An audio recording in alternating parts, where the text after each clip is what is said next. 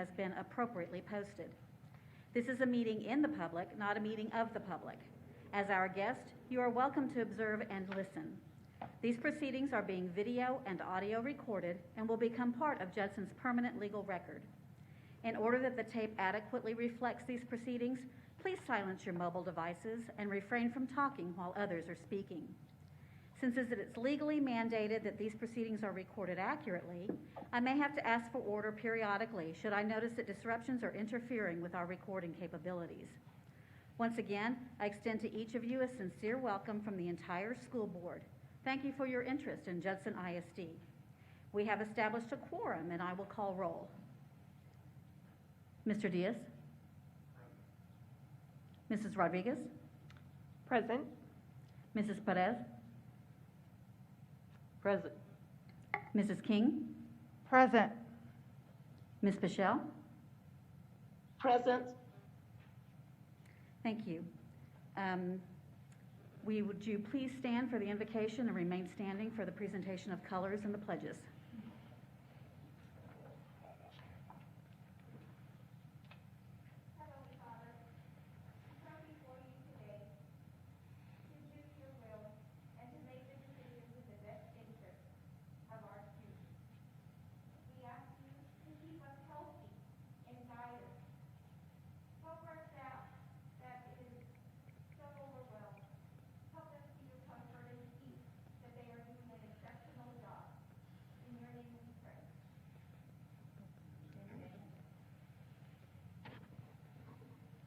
And we will now have the presentation of colors brought virtually by the Veterans Memorial High School Junior ROTC Color Guard and the Pledge of Allegiance and Texas Pledge led by Paula Quiñones Arroyo, 4th grade student from Coronado Village Elementary.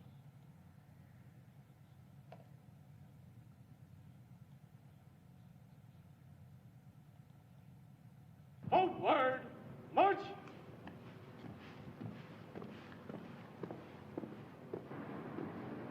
Detail, right flank, march! Fourth time, march! Detail, halt!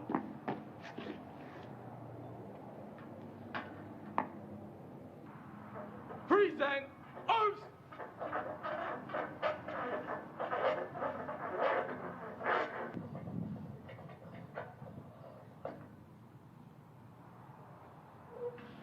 Freezing, arms!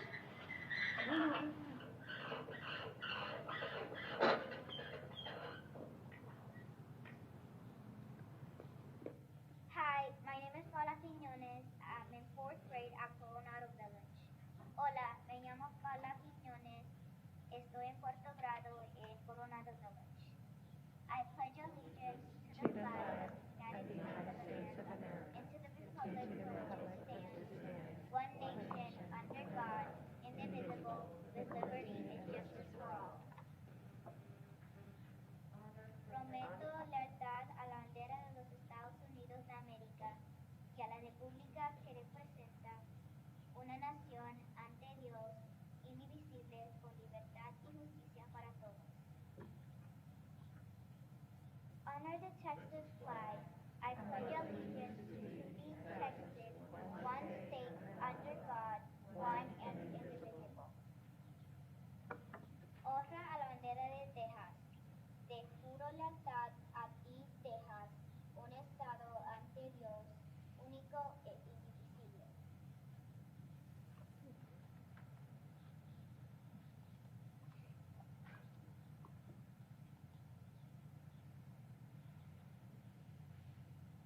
You may be seated.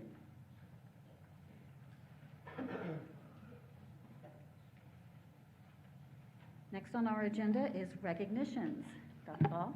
Yes, I am so excited that our team has found a way to do what we do best and recognize our students.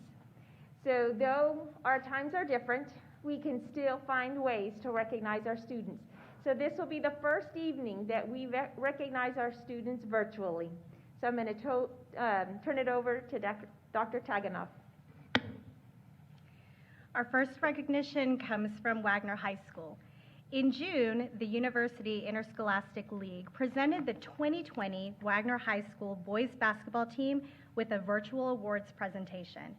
Having earned their spot in the 2019 state championship tournament and falling a little short, this past year's season, our young Wagner men were determined to return to the state championship tournament and finish what was started the year before, and they did just that. Making it to the state tournament is a huge accomplishment, but doing it 2 years in a row, that's quite a feat.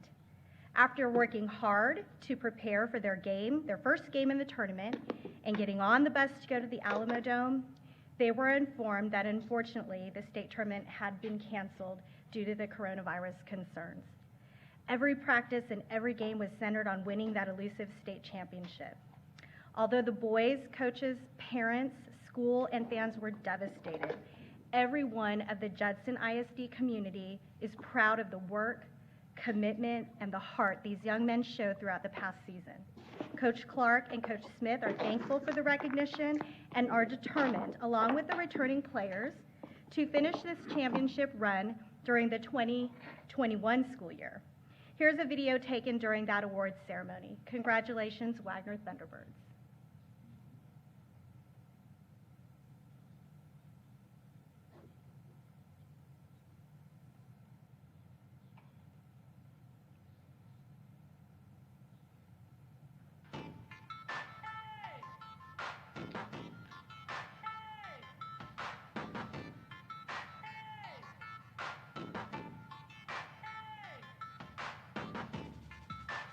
It meant a lot to us because we lost the previous year, but it's not so much getting back to the state tournament, it's the journey there, the way, like the whole season, the way we bonded and stuck together with each other, the way the seniors showed their leadership. It was really special.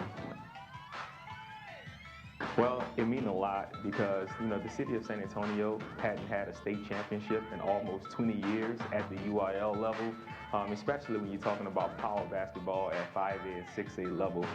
So for the community to experience, the goodness that our students brought to highlight the good things that Judson ISD and Wagner High School were doing. It was just a great ride. It was just brotherhood. First day of practice came with one common goal to get back to the state championship, was to win it all.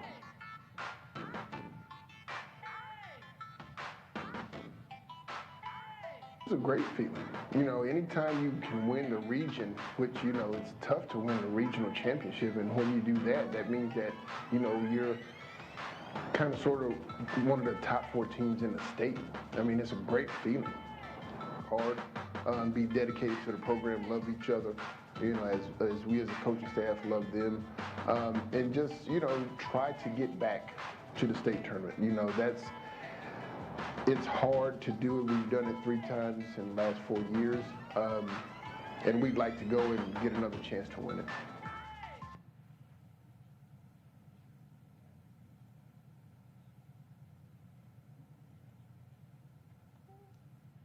I'm Lexi Greathouse, the executive director. I like that video though too.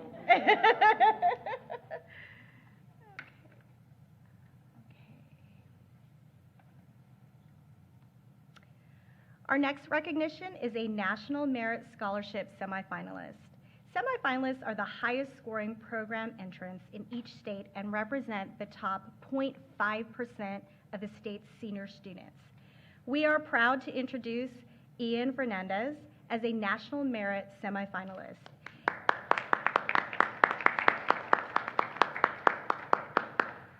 Ian is a senior in the first cohort of the T-STEM Academy at Wagner High School. His parents are Salvador and Classy Fernandez. Ian is always striving to surpass all expectations and conquer any obstacles thrown his way. This AP scholar with distinction exhibits a strong drive to pursue college-level rigor and has risen to the rank of first in his class. Ian has accomplished many things, including being the first person from Wagner High School to advance to the state level for a UIL academics competition. In addition to being named a National Merit semifinalist, he is also a member of the All-State Orchestra. In 2019, Ian won the U.S. Congressional App Challenge and even acquired the High School Aerospace Scholars Internship at NASA. Through his diligence and determination, Ian has proven strong leadership and problem-solving skills that will serve him well as a future software engineer. Well done, Ian.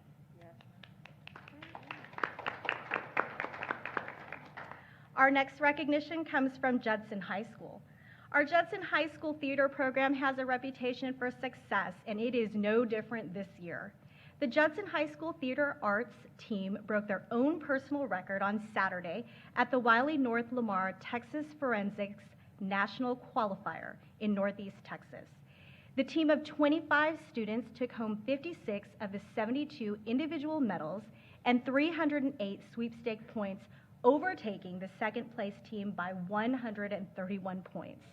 This was a landslide victory for the Judson Theater team, with 4 state and national qualifiers already in place.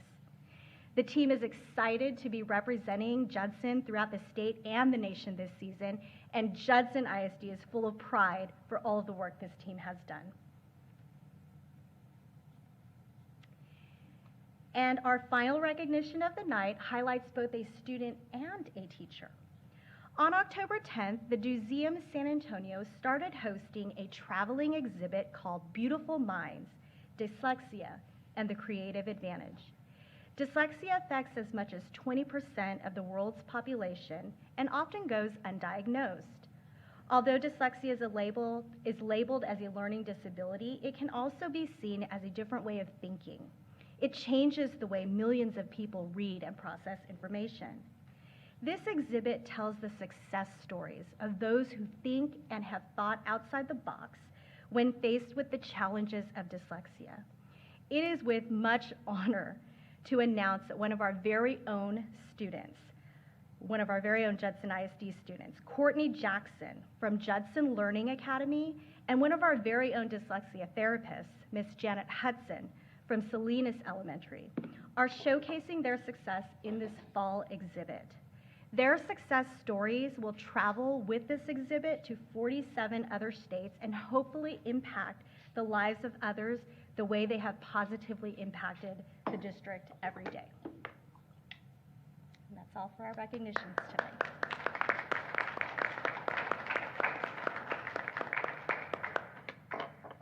Thank you, Dr. Taganov. The next item on our agenda is the public comment period. This is the time for citizens, staff, or students to provide their comments to the board. A meeting that is open to the public under the Act is one that the public is entitled to attend. However, the Act does not give the public a right to speak at such public meetings except to address their grievances through the proper channels. As a courtesy to the public, the Judson Independent School District Board of Trustees allows time for public comment. Statements and questions from the audience will not be permitted during other portions of the meeting. To have your comments heard tonight, your name and the topic of your comments must have been written on the sign-in sheet prior to the start of the meeting, which is located in the rear of the meeting room. Each speaker will be limited to 3 minutes to complete his or her comments. As the presiding officer, I will enforce the time limit. Also, profanity, yelling, inappropriate, uncivil, or discriminatory comments will not be permitted. In accordance with the Judson ISD Board Policy BED Local, in the event your comment, in my judgment as the presiding officer, constitutes a complaint or charge against an employee or officer, it will be necessary for me to interrupt you, ask you to stop, and direct you to seek resolution of your complaint through the district's appropriate formal grievance policy, DGBA for employee complaints, FNG for student or parent complaints, or GF for public complaints. By law, the Judson Independent School District Board of Trustees cannot lawfully discuss, deliberate, make comments, or make a decision on any matter raised in the public comment period which is not specifically listed on the board agenda for this meeting. With those cautions in mind, we will now be glad to hear the general comments. And the first one I have is Patricia Baker and Jasmine Dean speaking about Dyslexia Awareness Month. Hello, I am Patricia Baker, and I represent the 27 dyslexia therapists of our district as their dyslexia coordinator.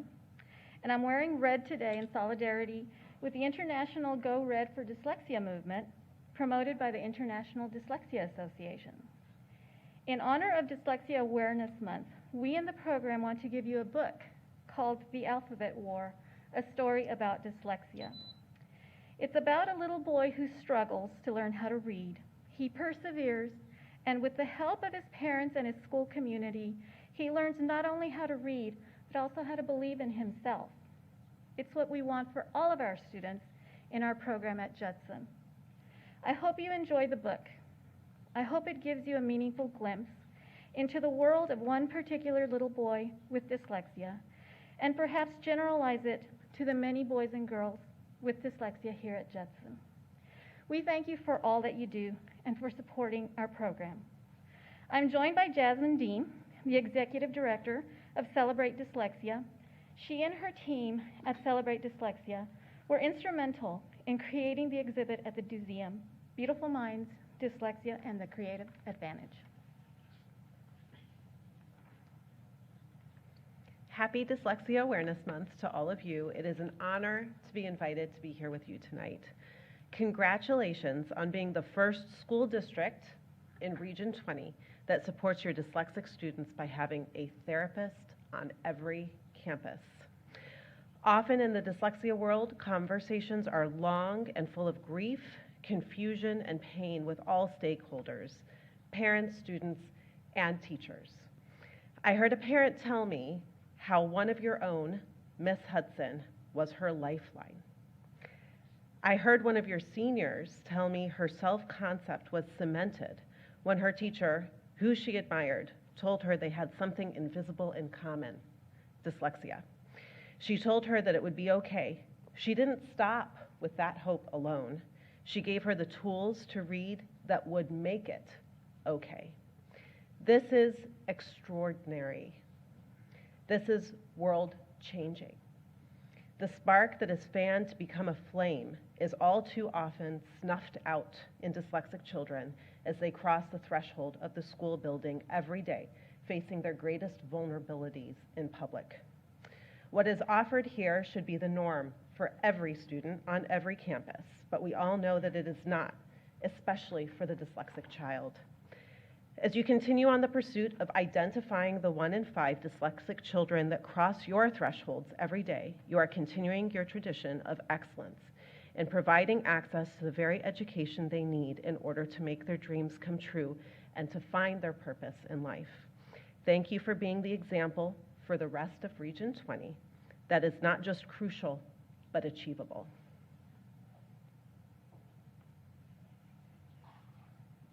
Thank you. And now, Dr. Fields, you have a couple of comments to read. Yes, ma'am. I have 2 comments. The first is from Cynthia Peterson. She's a library media specialist at the Shaw and Woodlake Elementary Schools. It reads, I am an elementary librarian split between 2 campuses. Every 2 weeks, I am exposed across 2 campuses to approximately 600 students, teachers, paraprofessionals who visit the library or need me in their classrooms. This number will increase greatly as schools open more widely. Other employees who are split between campuses do not spend the time with the majority of students and staff at their schools. They generally meet with a select few. As the librarian, I meet and interact with most students and staff on campus. Would you want to be in my position? One of the principals suggested that the split be limited to 2 weeks or a month at one school rather than switching weekly. Dr. Ball told my principal that no accommodations would be made for librarians who do not feel safe at this environment.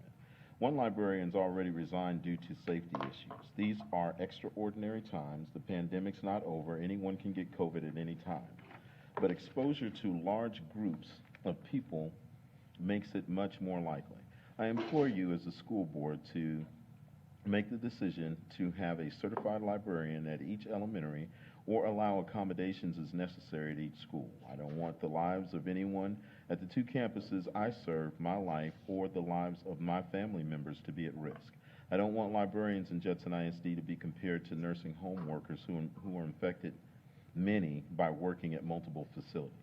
The move to share librarians between campuses was meant to save the district money. I don't think that I should have to risk my life to a much greater degree than most personnel for Judson ISD to save several $1,000s, while millions are spent on new technology that I am expected to distribute, troubleshoot, and track for the district.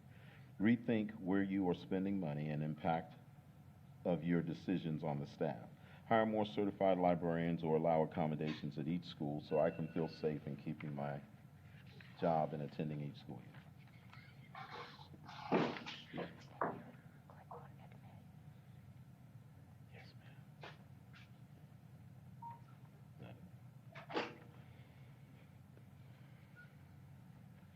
The next is from Marissa Terry, who is the mother of 2 elementary students. It reads, "Good evening, Dr. Ball and board members. I would like to offer each member of the Judson ISD staff and its teachers encouragement."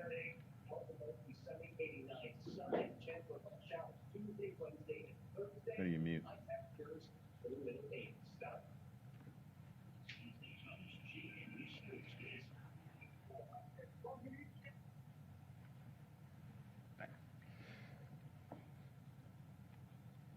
Please allow me to start over again. Thank you. Marissa Terry, mother of 2 elementary students, it reads, "Good evening, Dr. Ball and board members. I would like to offer each member of the Judson ISD staff and its teachers encouragement as I extend a heartfelt thank you for all that you have done to prepare for this school year. While some continually question the safety of providing on-campus education to students, I would like to say that my experience has been fantastic. The health and safety guidance you have created is absolutely being implemented on my elementary school campus. The students, teachers, and staff all protect themselves and each other throughout the day. My kids remain excited to learn because they are in an environment that encourages learning, joy, and safety.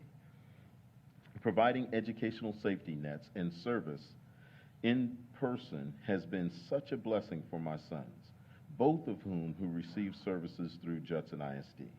Thank you for safely providing educational options so that each parent can make the best educational choice for their family and their student. Signed with sincerity and gratitude." That's it, ma'am. Thank you. The next item on our agenda is consider and take action of consent items. I will read through them, and if you want to pull an item, please let me know. Item 4A, consider and take action approving board minutes from the regular meeting held on September 17th, 2020. B, consider and take action regarding approving monthly financial information as of August 31st, 2020.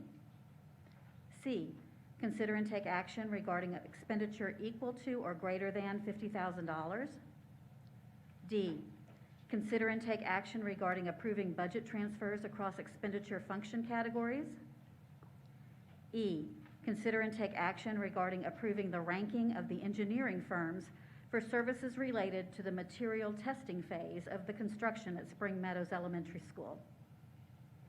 F, consider and take action regarding approving the submittal for request for proposal 21-01, construction project manager consultant.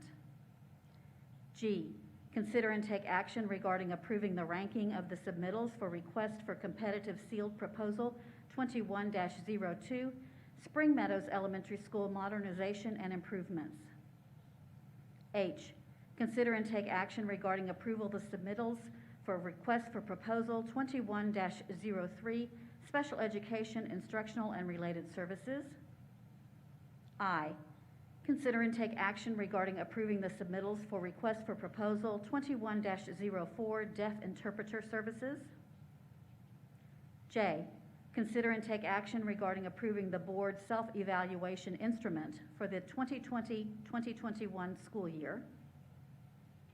K, consider and take action regarding approving a resolution declaring October 14th, 2020 as Texas Education Human Resources Day. L, consider and take action regarding approving a proclamation declaring October 18th through 24th, 2020 as Friends of Libraries Week. Cool. M, consider and take action regarding approving a proclamation declaring October 2020 as JISD Dyslexia Awareness Month. Cool. N, consider and take action regarding approving a resolution designating the investment officers for the Judson Independent School District. O, consider and take action regarding approving TEA class size waiver. P, consider and take action regarding approving the 2020-2021 cooperative agreement and data sharing agreement with UT Austin for the on-ramps program. Q, consider and take action regarding approving district policy CDA local other revenues investments. R, consider and take action regarding approving revisions to EHDC local credit by examination. S, consider and take action regarding approving an order by the Board of Trustees of the Judson Independent School District authorizing the issuance of Judson Independent School District unlimited tax refunding bonds, taxable series 2020, levying a continuing direct annual ad valorem tax for the payment of the bonds, delegating the authority to certain members of the Board of Trustees and district staff to approve and execute certain documents relating to the sale of the bonds, and providing an effective date. T, consider and take action regarding approving the waiver of penalty and interest on property tax payments. So we are considering items A through K and N through T. Do I have a motion? Move to approve as just read into the record by you, Madam Chair. Is there a second? Thank you, Mr. Diaz. I will do a roll call vote since we have people zooming in, and I'd like the record to reflect that Ms. Eaton has joined us via Zoom. So we'll start with Mr. Diaz. Ms. Rodriguez? Yes. Ms. Perez? Lynette Perez, aye. Ms. King? Shatanya King, aye. Ms. Pichelle? Renee Pichelle, aye. And Ms. Eaton? Deborah Eaton, aye. And Suzanne Canoyer votes aye, so it is unanimous. Can y'all hear me? Yes, we can.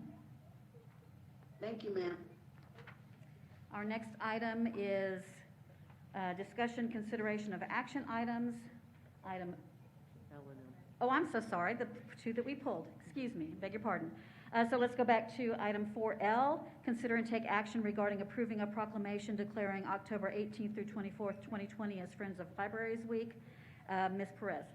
I pulled so that it could be read into the record. I had planned to do that after we voted on everything because we have several proclamations and resolutions. So yes, but we need to vote on it first. So do I have a motion? I make a motion to approve as presented. Is there a second? Second. Thank you. Do you want to read that separately then, Dr. Ball, or, okay. Why don't we vote on them both and, yes, okay. And then the other item pulled was M, consider and take action regarding approving a proclamation declaring October 2020 as JISD Dyslexia Awareness Month. Is there a motion? I move to approve as presented. Second.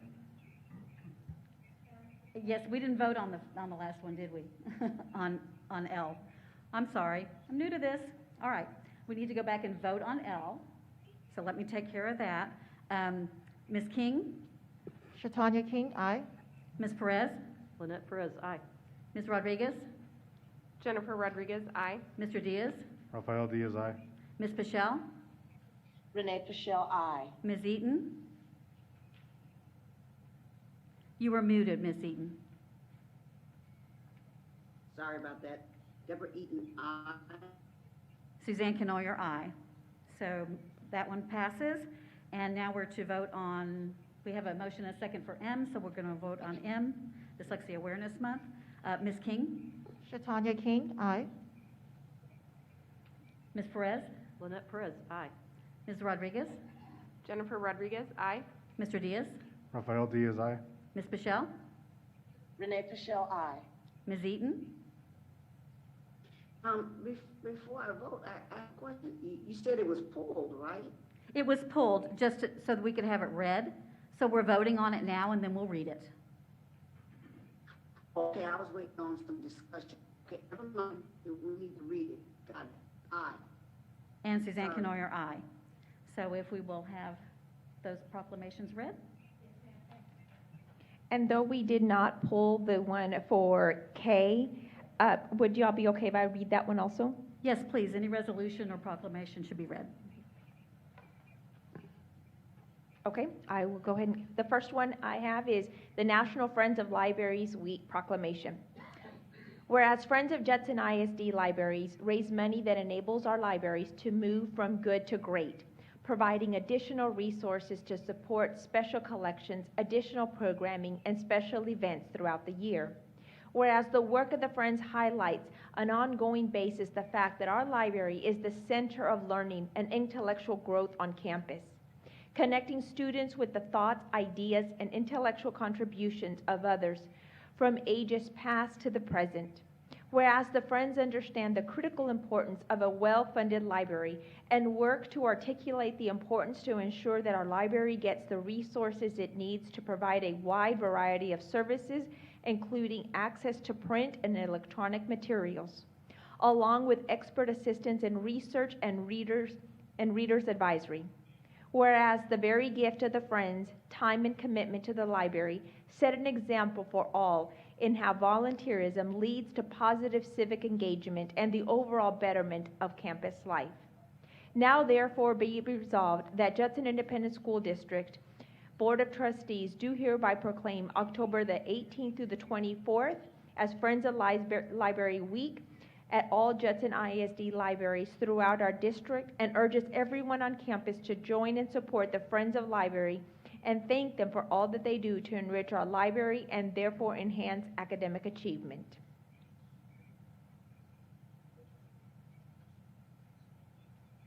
I will go to the next one.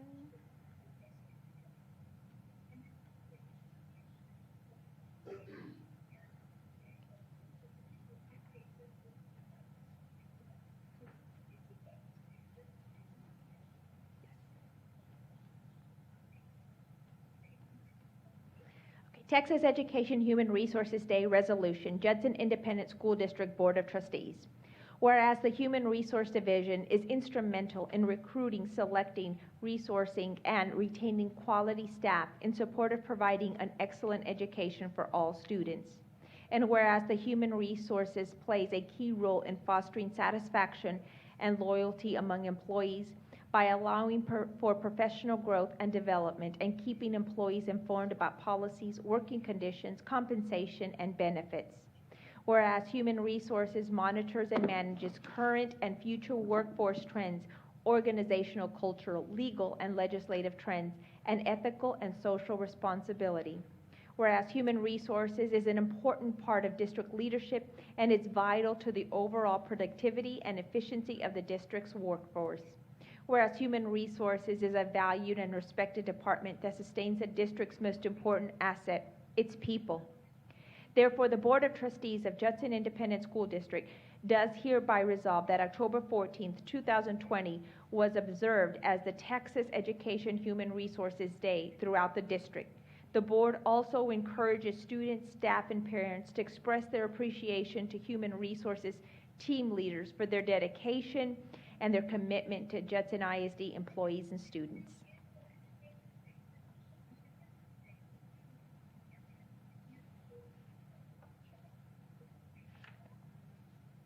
I'm going to go to M.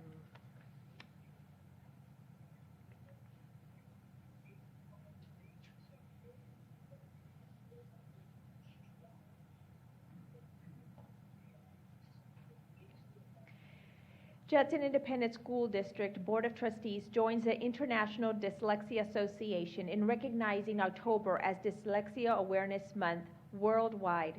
And Judson ISD is committed to equal educational opportunities by identifying obstacles to educational advancement and success and endeavoring to remove those obstacles.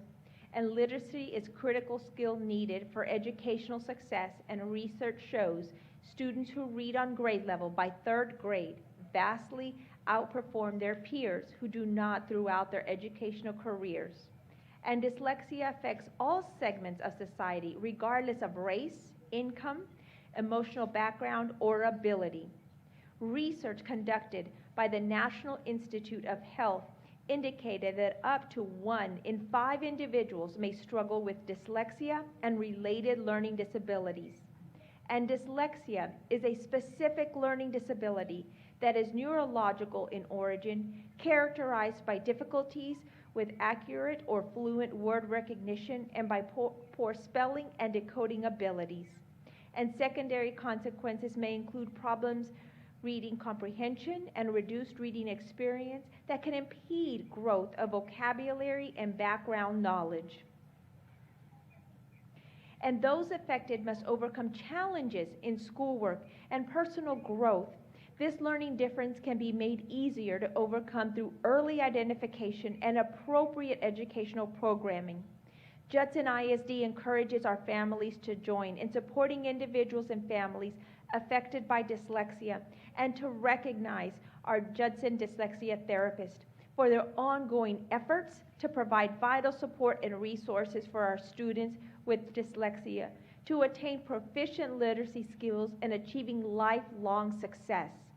Now, therefore, our board president, Ms. Renee Paschal, and by virtue of the authority vested in her as the board president of the Judson Independent School District, does hereby proclaim October as Dyslexia Awareness Month in Judson Independent School District and encourages all to spread awareness of dyslexia and the resources available to our Judson ISD students and families.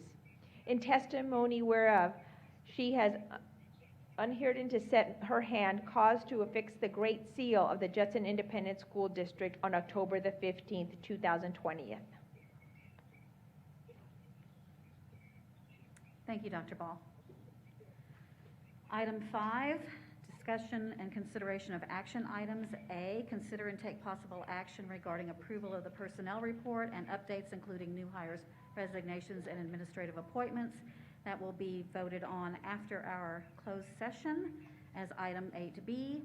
And next we have item 6, discussion items and reports, superintendent report. Dr. Ball. Yes, ma'am. Everybody has received the construction update. That's one of our standard things that we provide in the board packet. So if at any time you have any questions, feel free to contact me and we would be happy to set up some time to talk.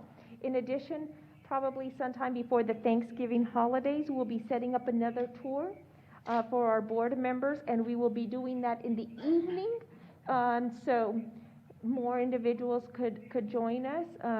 So probably at about 5:30 or 6, so we can have anybody that would like to join us.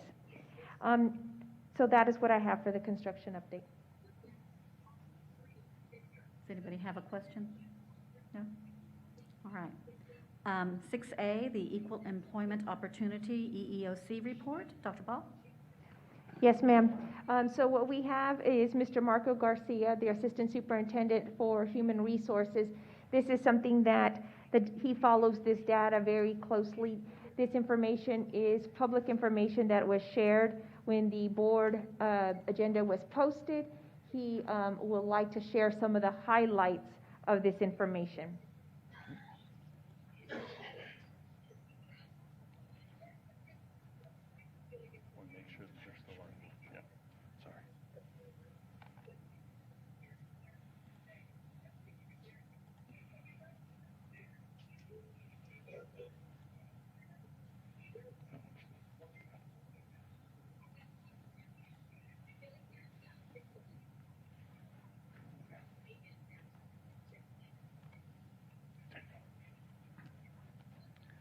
Thank you, Dr. Ball, Madam President, members of the board, for allowing us to present some highlights of the Equal Employment Opportunity Report. As Dr. Ball mentioned, this is something that we do every October for the board, and it's a summary of the EEO report that's required by federal law to be submitted every 2 years. I'd like to preface this by saying that Judson ISD does not discriminate against any person in any way in any of its operations. including employment practices and employment hires. And I I'm say, sorry, Mr. Garcia, would you please speak up? yes, ma'am. Thank you. So as I mentioned, Judson ISD does not discriminate against anybody for any reason. And I say that because the EEO report is the federal government's way of holding us accountable to that, to make sure that that doesn't happen. And what it is it's a joint requirement of the U.S. Equal Opportunity Commission, EEOC, and the Office for Civil Rights. And it's part of a mandate under Title VII of the Civil Rights Act of 1964. It's conducted we have to submit it every November of every even year, and that's all public schools are required to do this. Full transparency, this year, because of COVID delays, the window will not be open until at the earliest January of 2021. And it's a comprehensive report that indicates the composition of the workforces by gender and race and ethnic category. Here at Judson ISD, we use it internally for different purposes, for self-assessment, enforcement, but one of the main functions that we use this data for is to make sure that Judson ISD continues to be one of the most diverse districts in San Antonio and the state of Texas, both with our staff and with our students. So here are a few highlights, and one of the trends that we study when we look at our EEOC data is our staff ethnicity percentages, and we look at 3-year trends. So the African American staff at Judson ISD has increased by 1.8%. Our white staff in the last 3 years has decreased by 2.1%. Our Asian staff has increased by 0.4%. Our Hispanic or Latino staff has increased by 0.3%. What you see here is a graphical representation of the data that I just shared with you. So again, as you can see, the African American ethnicity is steadily increasing. We've gone from 17.8% to 19.6%. There is a steady increase in our Asian staff over the last 3 years. This fluctuates a little bit for Hispanic, but a steady increase over the 3 years for Hispanic staff, and a steady decrease in white staff over the last 3 years. So of course, this means that we have increased minority hires by 2.1% over the last 3 years. So why does all this matter? Well, it matters for a myriad of reasons, but one of the things that we make sure our principals, our directors, mostly our principals are aware of is that ideally we want to maintain our diversity. At Judson ISD, we feel like that is one of our greatest strengths.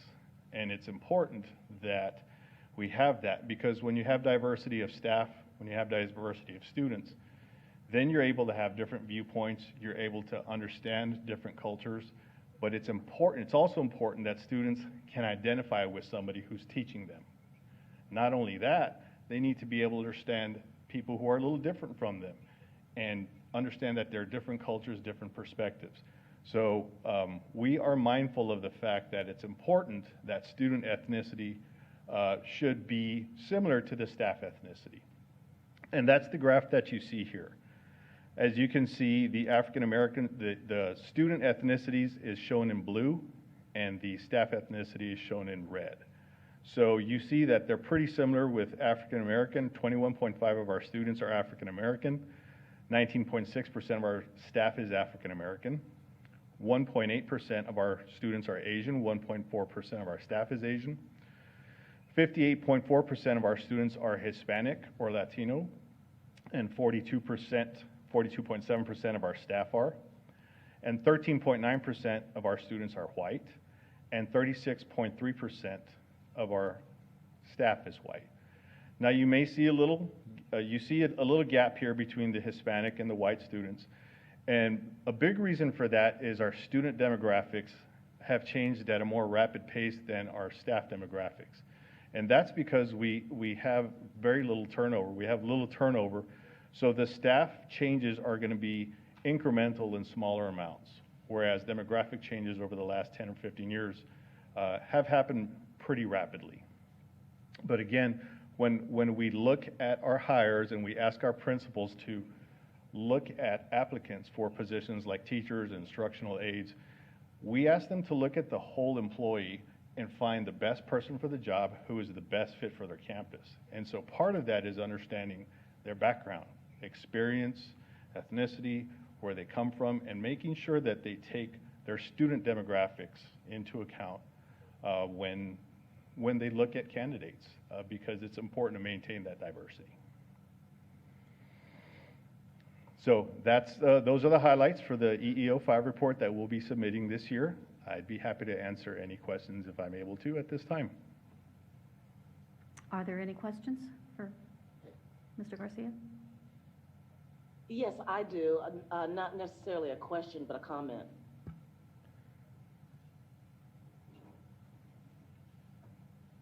I'm sorry, go ahead, Ms. Michelle.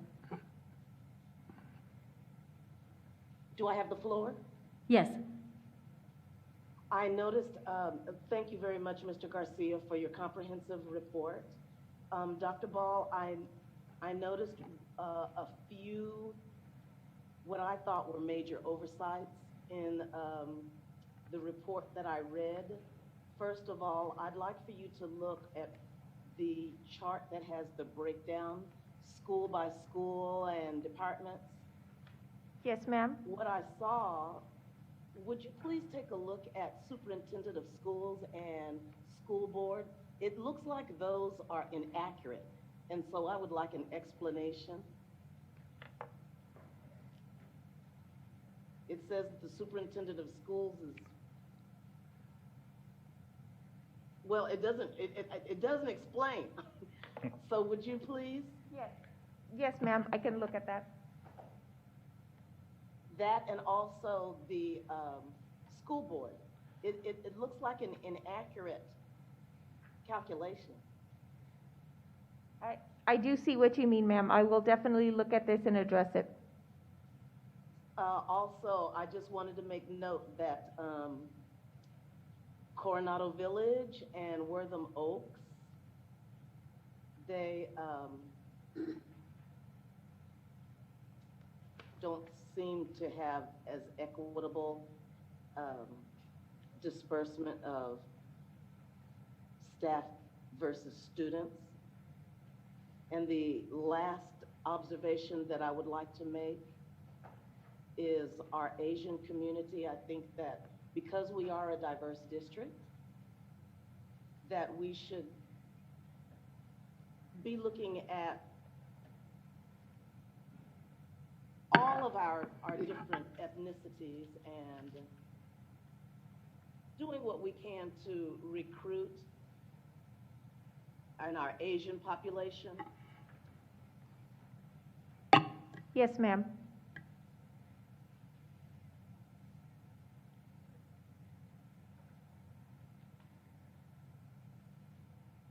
I can bring back some I'm more. a little concerned though, Dr. Ball, because there's a couple of inaccuracies on there. I wonder if there are any others on this report that we're looking at but are not absolutely correct.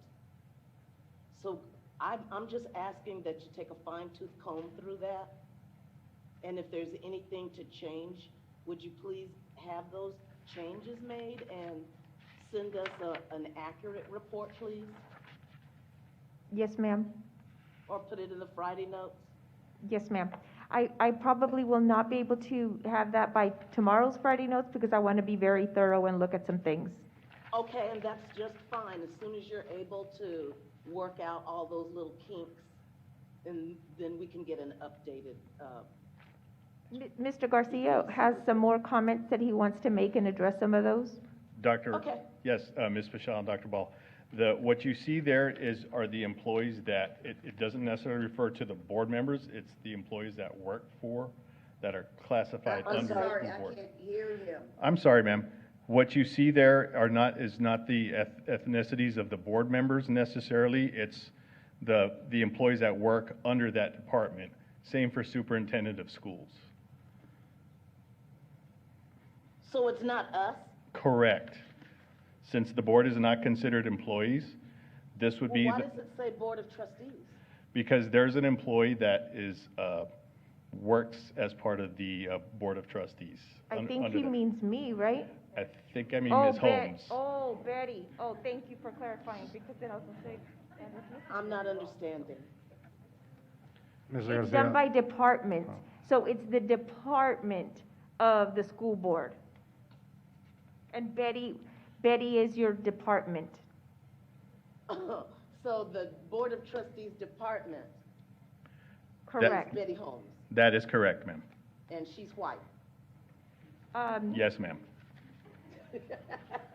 I'm not trying to be funny, I'm just trying to understand. Yes, ma'am, and that's why there are 2 employees that are classified under superintendent of schools. So then, is Dr. Ball a department? In our frontline system, she is considered a department, yes, ma'am. And what department is she? Thank you. She is the superintendent department.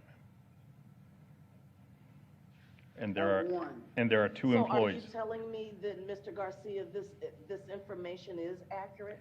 Yes, ma'am, I believe so. Wow. Well, It would be, well, they also have Rose and Betty classified I under your. think that I think what I need to do is have a better conversation with Mr. Garcia. that would be just fine, ma'am. Thank you, Dr. Ball. That's all my questions. Thank you. Does anyone else have a question? I do. Ms. Eaton, go ahead. I don't know how decisions are made as to where teachers are placed in the district. I'm not sure what's going on with my screen right now. I don't know. Can y'all hear me? You're breaking up a little Hello? bit. Would you repeat your question, please? I'm just wondering how this.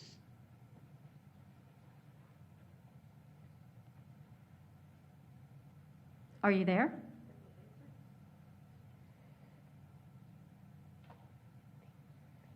I think we lost Miss Eaton.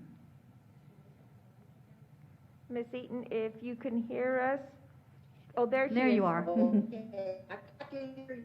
I can hear you now, and I'll tell you that I wholeheartedly apologize for not being there. I can't remember the last time I missed a meeting, but out of frustration, I'm done.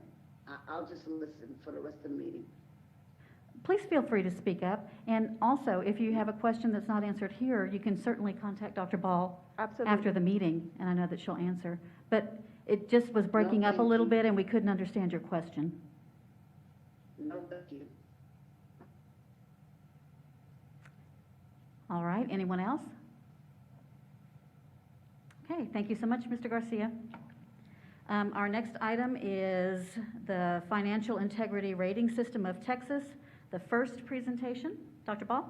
Yes, we're very excited because we're going to give somebody an opportunity to present this. Bill is not here with us right now, so we're going to get that presentation up first. Thank you. Okay. Good evening, school board, Dr. Ball. This evening I'm going to present to you all the results of our first rating that the district received for our 2019 audited financial records. So the first system was created in 2001 to be able to measure districts on their financial solvency, and we're required to be rated each year and present to the public to be able to show where we stand in our financial health. There are 15 standards that they go by to decide if we are financially stable. So I'll go over each of those 15 standards, the results that we had from our rating system, and then we'll go over some disclosures at the end that they also require us to go through. So we are required to hold a public meeting to go over the results, which is what we're doing this evening.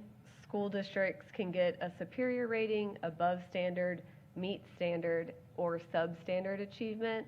And if they receive that substandard achievement, we would have to file a corrective action plan with TEA on how we're going to improve our financial solvency. I'm proud to say that Judson again received a superior rating for our 2019 audited records. Again, this is just to tell you that we are going over 2018-2019 financial information. So it's from about a year and a half ago that we would have had audited last fall. So the first standard that they check is just to make sure that we turned our audit into TEA in a timely fashion. It's due by November 27th, and so we did pass this test because we were able to get it to TEA on November 22nd.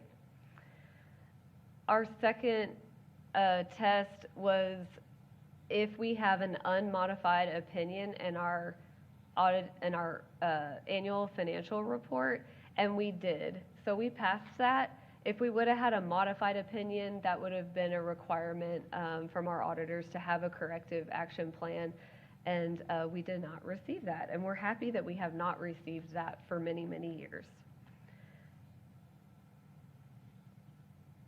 The next test is if the external independent auditor report was free of any instances of material weakness in our internal controls, and we were able to answer yes to that. We do not have any material weaknesses within our financial audit. Was the school district in compliance with the payment terms of all of our debt agreements at fiscal year end? Yes, we were. We always make our debt payments in a timely fashion. Did the school district make timely payment to the Teachers Retirement System, Texas Workforce Commission, Internal Revenue Service, or any other government agency? The answer to that, again, is yes, we did. We always make timely payments to all of our government agencies. The next standard is actually not scored anymore. It is if we are able to have a unrestricted net position balance on our financial audit that would be greater than zero. Because of GASB 68 and GASB 75, those implemented a few years ago, we are required to report on our financial statements a proportionate amount of the TRS liability. And so when we do that, it makes us have a negative net position, which most districts in the state of Texas now have because of this requirement that they have for our financial statements. So they no longer use this standard as a way of measuring our financial solvency. Our sixth measurement is checking to see if the number of days that we have cash on hand in our current investments in the general fund for the school district is sufficient enough to cover our operating expenditures. We received a 10 out of 10. We have approximately 5 months worth of liquidity to be able to support our operations.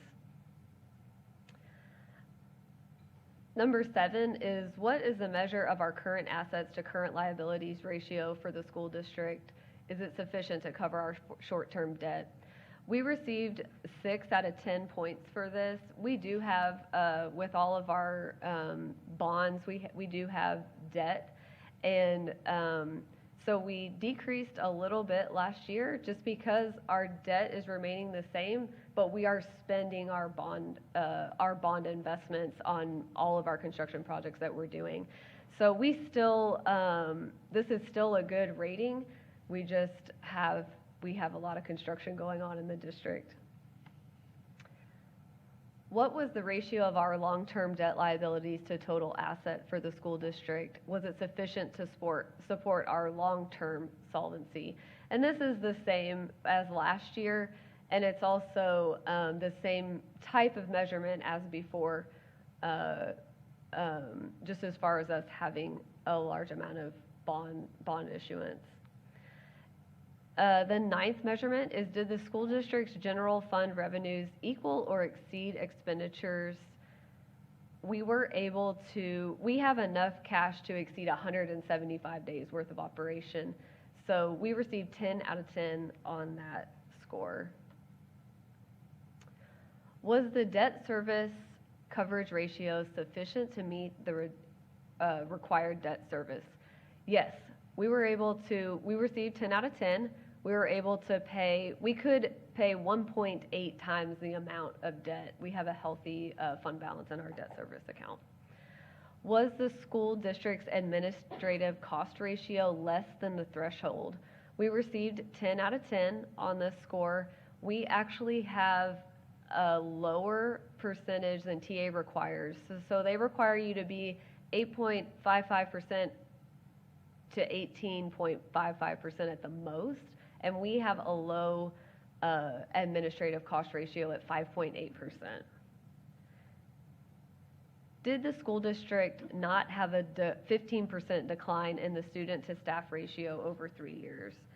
So this measurement is just making sure that if we have a decline in student enrollment, that we have that equal decline in employment in our staff. We don't have a 15% decline. We are only at a 15.83% decline with a little bit, we lost 167 students. So we passed that, 10 out of 10. Did the comparison of our PEMS data that was submitted meet the requirement of being less than 3% matching what we reported on our annual financial statement? And I'm also proud to say that we got 10 out of 10 on that. We had a 0% variance. It's very important for us to be able to have our financial report match exactly what is in our system, which we report to PEMS. Did the external independent auditor indicate in our financial report that it was free of any instances of material noncompliance for our grants, contracts, and laws related to local, state, and federal funds? We did receive 10 out of 10. We have no such instances that we would have any material noncompliance. And then the last standard is, did the school district not receive an adjusted repayment schedule for more than one fiscal year for an over-allocation of foundation school program funds as a result of financial hardship? We received a 10 out of 10 because we are financially solvent. We are very financially healthy, so we did not fail that. We have to show other disclosures in the report other than our standards that they test us on. So our financial strength, this is just showing that we have 33% fund balance. Our fund balance has grown, so we're doing very well there. Our tax collection, you can see, went a little bit up. We had a little bit of a decrease there when we switched to Bexar County, but they're increasing then again. This goes back to where I was talking to you about our fund balance. You can see that we had a 2.88% increase in our fund balance that year. So we just are required to disclose all of our changes. Again, the administrative cost ratio that we talked about earlier, you can see that we decreased. Our administrative costs have gone even lower than they were in the previous year.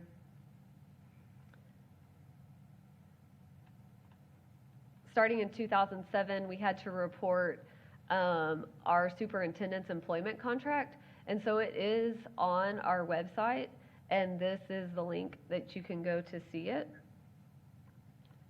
And then we also have to disclose any kind of reimbursement that was given to our superintendent and the school board for any kind of travel or continuing ed that y'all might attend. So that's what those totals are.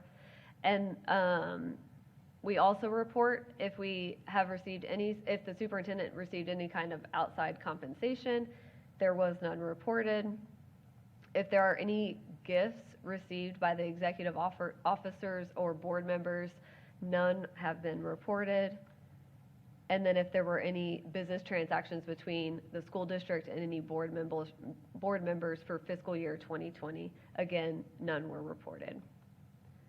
So at this time, I can answer any questions that you might have. Thank you so much, Ms. Dean. Does anyone have a question? Just a comment first and foremost, it is always excellent to be affiliated with any public sector entity that has a superior rating when it comes to its financial accountability. And I think if you could just maybe, for the benefit of the public, kind of just touch upon some of the benefits when we have these kind of numbers, you know, what that really translates in the overall operational scheme when we're going out and, you know, bidding for insurance policies and different things like that. Absolutely. So when we are financially healthy, we're able to prove to the public that we have been compliant with their funds, that we're being efficient with their funds, and that we're being responsible. So that when we have moments like this that we can show transparency on what we are doing, it is very important. It provides the public with a lot of comfort, and I hope that they are proud with the decisions that we make, and we make each day all with the students in mind and what we should be doing the best for them, and that's our goal. And so we hope that when TA uses these types of measurements, that the public is able to feel comfortable about those decisions that we're making. Thank you. Mm-hmm. Anyone else? Just my comment that I know how hard you personally work and how hard your team works. So thank you for all y'all do. Thank you. It's my pleasure. I appreciate that. Greatly appreciate you. Thank you, Ms. Dean. And I also want to note along the line of what Mrs. Perez was asking is when we go out to sell bonds, having a superior rating in our financial integrity, it helps us get a much better rate when we're looking at selling bonds. So that's always important. And the fact that we were able to refund some bonds tonight, or authorize the refunding of bonds, means that we're saving the district some money because we were able to renegotiate them. It's like refinancing your house to a lower interest rate, and the superior rating helps us get those good ratings. Thank you again for your hard work. Thank you so much. My pleasure. All right, next we have our Go Public update. Dr. Ball? Well, she's not here. Lisa Jackson was supposed, is she here? No, okay, sorry. Ms. Jackson was coming in person, and she's not here, so I can only assume that something probably delayed her or caused her, so we'll have to reschedule this part. All right, and if she comes in at a later time, we can come back to that. Yes. Okay. Item 6D, update on board advisory committees, and there have not been any board advisory committees meeting. Update number E, update on board training, conferences, events, and consider future agenda item requests by board members. Mr. Diaz, do you have anything? Do you have anything on board training, conferences, events, future agenda items? To report? Yes. Or questions? Either. Okay. The only question I had, I know, Dr. Ball, you're looking at training for us, XG. If we could look into Leadership ISD's program, I think they have some additional PD programs. It's called Leadership ISD? Yes. Okay. And there's one other organization, I'm sorry, as you said that, I was trying to remember that organization. Just so we can have multiple options. And again, I don't think we select just one. I think getting a nice spread to get different perspective, especially since some of these organizations have a different subject matter expertise, would be wonderful. That way we get a well-rounded experience. That's the only item I have. Thank you. Mrs. Rodriguez? I attended the TASA TASB virtual conference and Leadership TASB last weekend, 2 weekends ago. And it was great. And I was also part of the delegate assembly for the TASA TASB conference, so approving TASB's legislative agenda. And there was a great conversation during that about equity and recognizing the role that systemic racism has played in our educational system, and including that in the language of the legislative agenda for the upcoming legislative session. So that's what I would report. Thank you, and thank you for representing us. Mrs. Perez? I have nothing to report. Thank you. Mrs. King? Nothing to share at this time. Thank you. Mrs. Pichelle? I just wanted to report that I attended by Zoom a very informative Meet the Candidates for SBOE candidates last night. Mr. Diaz and Ms. Perez were also in attendance. It was a very good session listening to questions and answers by those candidates. And because it was Bexar County School Board Coalition. And also next week, there will be another Meet the Candidates. It will be for the Alamo College Board of Trustees. It will also be a Zoom. I will, if I haven't already sent that information to Mrs. Holmes, I will, so that she can get it to everyone. And if you can attend next week, I believe it's October the 21st. There will be a Meet the Candidates for the Alamo College's candidates. That's all. Thank you. Ms. Eaton, do you have anything? I just wanted to share that the classes that we just had for our leadership conference, I like the way they're doing them, where, you know, they're being recorded and we can go back and attend classes so that they're overlapping. We're able to go back and watch those. And so it's been extremely beneficial to do it that way. So I really appreciate that. So the conference has been a total success for me. That's all. Thank you, and I agree, Ms. Eaton. It's always difficult when you go to a conference in person and you have to choose between 3 excellent sessions that are all offered at the same time. And with it virtual, the fact that we still have days after the conference virtually ends to go back and look at those. And I've been doing that, dipping in and out. So I agree. That's all that I have too. Yes, ma'am. All right. So at this time, we will convene into closed session pursuant to Texas Government Code Section 551.074, discussing personnel, the personnel report, and updates including new hires, resignations, and administrative appointments.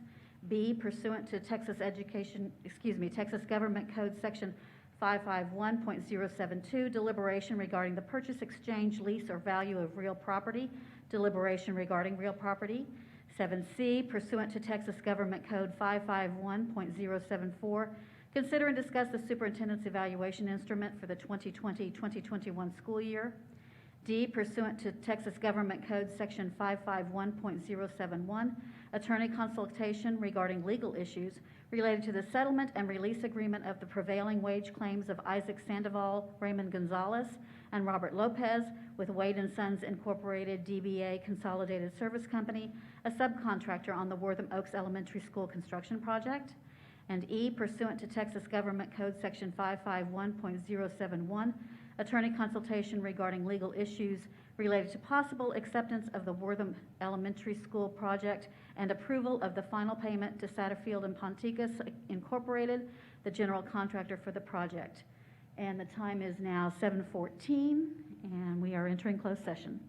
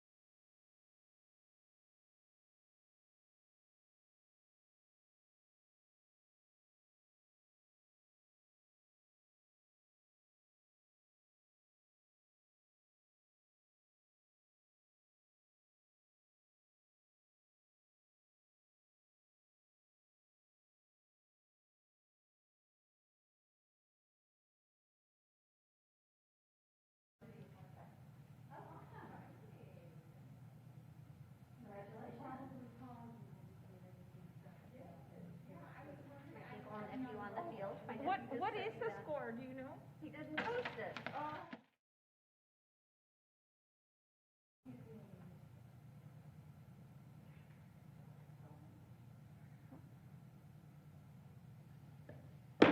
This meeting is back in open session at 7:44 p.m. No action was taken on any items discussed in closed session. Consider and take possible action regarding items discussed in closed session. A, consider and take possible action regarding the purchase, exchange, lease, or sale of real property. That item will be, there was no action. B, consider and take possible action regarding the personnel report and updates, including new hires, resignations, and administrative appointments. Do I have a motion? Move to approve the personnel report and updates, including new hires, resignations, and administrative appointments as discussed in closed session. Second. We have a motion and a second. I'll call roll. Mr. Diaz? Rafael Diaz, aye. Ms. Rodriguez? Jennifer Rodriguez, aye. Mrs. Perez? Lynette Perez, aye. Mrs. King? Shatanya King, aye. Ms. Pichelle? Renee Pichelle, aye. Ms. Eaton? Deborah Eaton, aye. And Suzanne Canoyer, aye. Item C, consider and take possible action regarding approving the superintendent's evaluation instrument for the 2020-2021 school year. Is there a motion? I move to approve the superintendent's evaluation instrument for the 2020-2021 school year as presented in closed session. Second. All right, we had a motion and a second. Mr. Diaz? Rafael Diaz, aye. Ms. Rodriguez? Jennifer Rodriguez, aye. Mrs. Perez? Lynette Perez, aye. Ms. King? Shatanya King, aye. Ms. Pichelle? Renee Pichelle, aye. Ms. Eaton? Deborah Eaton, aye. And Suzanne Canoyer, aye. And then item D, consider and take possible action to approve the settlement and release agreement of the prevailing wage claims of Isaac Sandoval, Raymond Gonzalez, and Robert Lopez with Wade & Sons Incorporated, doing business as Consolidated Service Company, a subcontractor on the Wortham Oaks Elementary School construction project, to the extent it relates to the penalties to be paid to the district by its contractor, and authorizing a signatory. Is there a motion? Yes, I move that the board approve the settlement and release agreement of the prevailing wage claims of Isaac Sandoval, Raymond Gonzalez, and Robert Lopez with Wade and Sons Incorporated, doing business as Consolidated Service Company, a subcontractor on the Wortham Oaks Elementary School construction project, to the extent it relates to the penalties to be paid by and to the district by Satterfield and Ponticus Incorporated, and authorizing the superintendent to execute the settlement and release agreement on behalf of the board. Second. We have a motion and a second. Mr. Diaz? Rafael Diaz, aye. Ms. Rodriguez? Jennifer Rodriguez, aye. Mrs. Perez? Lynette Perez, aye. Ms. King? Shatanya King, aye. Ms. Pichelle? Renee Pichelle, aye. Ms. Eaton? Deborah Eaton, aye. Suzanne Canoyer, aye also. And then finally, item E, consider and take possible action to accept the Wortham Elementary School project and approve the final payment to Satterfield and Ponticus Incorporated, the general contractor for the project. Is there a motion? Yes, I move that we accept the Wortham Elementary School project as complete and approve final payment to Satterfield and Ponticus Incorporated, the general contractor for the project, of all sums remaining due, including the remaining retainage, less such sums agreed to be paid by Satterfield and Ponticus Incorporated to the district in the settlement and release agreement for the prevailing wage claims of Isaac Sandoval, Raymond Gonzalez, and Robert Lopez with Wade & Sons Incorporated, doing business as Consolidated Service Company. Second. We have a motion and a second. Mr. Diaz? Rafael Diaz, aye. Ms. Rodriguez? Jennifer Rodriguez, aye. Mrs. Perez? Lynette Perez, aye. Ms. King? Shatanya King, aye. Ms. Pichelle? Renee Pichelle, aye. And Ms. Eaton? Deborah Eaton, aye. Suzanne Canoyer, aye.